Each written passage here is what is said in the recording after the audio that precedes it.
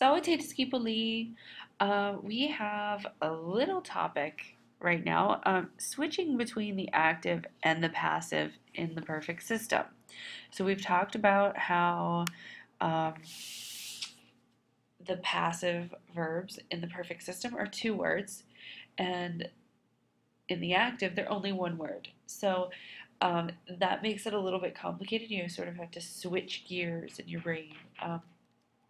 So let's start with a reminder of what active and passive are. So with an active verb, the subject performs the action.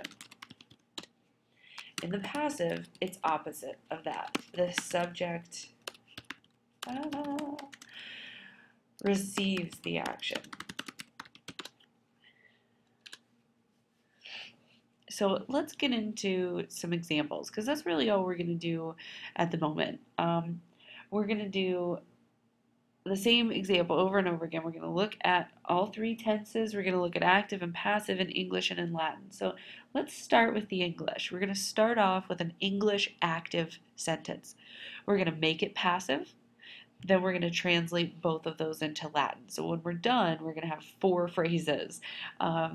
The active in the English, active in Latin, passive in English, passive in Latin. So let's start with Amy, I just randomly chose that name, has walked the dog.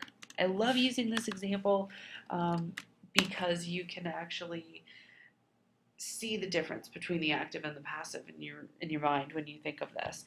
So Amy has walked the dog. This is perfect tense because we see the has here.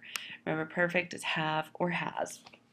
So let's make this passive in English. We need to now start with whatever it is in the sentence that's receiving the action. That's going to become our subject. So let's start with the dog. And we want to keep the has. It's still in the perfect. Has been walked by Amy. Okay, passives don't take accusatives. There's no direct object. They require a prepositional phrase to come after them to tell you who is actually doing the action when you're dealing with a passive verb. This is one of the reasons that English doesn't like the passive very much. But there is a time and a place for it, so you can fight with your English teachers over that. So let's make this Latin, shall we? We're going to change her name to Amia, of course. Has walked the dog. We want to put the dog in first to keep with our Latin word order. Canem, it's in the accusative. He's receiving the action, right? And has walked. Let's use the third principal part of ambulo, ambulare, ambulavi. I usually take the I off and add the ending in that I need. And in this case, it is perfect. It is third person, so it's the he, she, it. So we're going to use it. Let's make it passive. So now we're going to start with the dog. Instead of starting with Amia, we're going to start with Canis. He's now in the nominative. Now let's put the by Amy part in first so that we can end with our verb like our good little Latin word order tells us to do. Now it has been walked. We need, since this is perfect and it's passive, we need two words to do this. So we're going to start with the fourth principal part. Ambulo, ambulare, ambulavi, ambulatus. Canis is one of those words that it can be masculine if it's a male dog, and it can be feminine if it's a female dog. So let's just stick with the fact that we've got a boy dog. We're going to name him Frank. Okay, Frank is a boy, so he's going to have a masculine ending. Now we need this to be perfect, so we're going to use the present form of to be in the third person singular, the he, she, it form. So canis amia ambulatos est. Okay? So the dog has been walked, ambulatos est tells me that, by Amy. Let's do this in the pluperfect. It's going to be pretty much the same thing. Amy had, we're changing this to pluperfect, walked the dog. Ah! That is not what I meant. So a little dyslexia coming out. All right, let's make it passive in English. So we need to start with whoever's receiving the action in this thought. Amy had walked the dog's receiving the walking, so the dog is where we're starting in the English. keep with the had to keep it pluperfect. Keep the been to keep it passive, or put the been in there to make it passive. Walked by Amy. Okay, pretty much the same, just changing our tense here with had. Okay, be careful.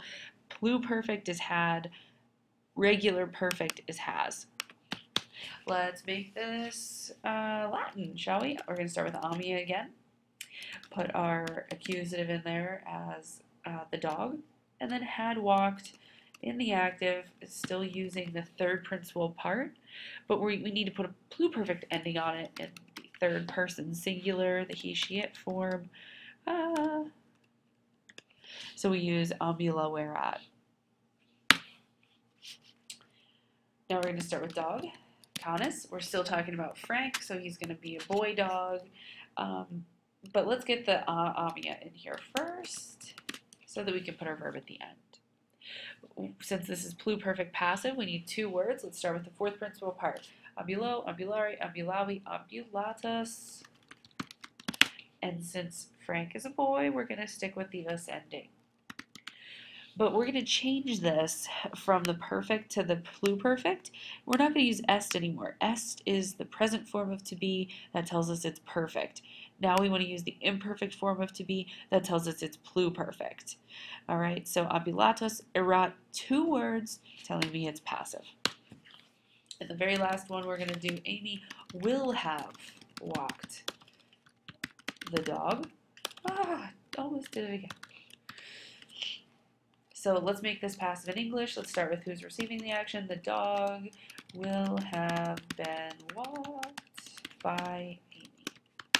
So it's the same as the other two. We're just putting our new tense indicator in here, will have instead of had, or has in the perfect. Let's make it Latin. Amia. Let's put canem for our accusative.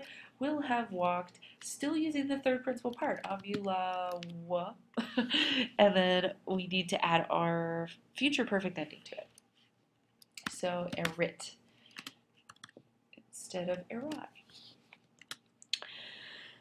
Now let's do the passive version in Latin, starting with canis again, amia, and then we want the two-word format again since it's future perfect and it's passive.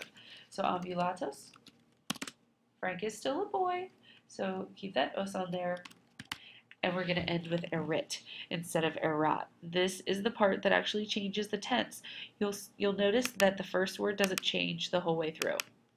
We didn't change who was doing the action, so that means our first word just needs to match our subject in number and gender.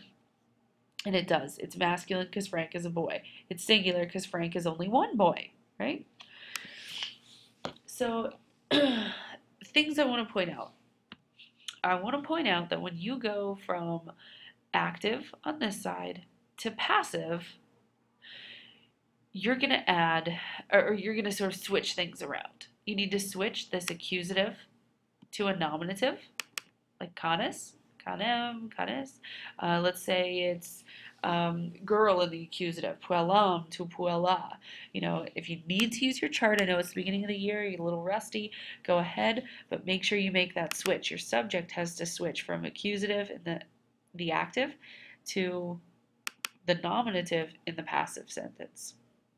Okay, then whatever your nominative was in the active needs to become a prepositional phrase, and usually, almost always, they use an a, the a ending meaning by in Latin, not a ending, the a as in the word, the preposition, it means by, and then we put an ablative with it. So you have to switch your subject in the active from nominative to ablative and add your preposition.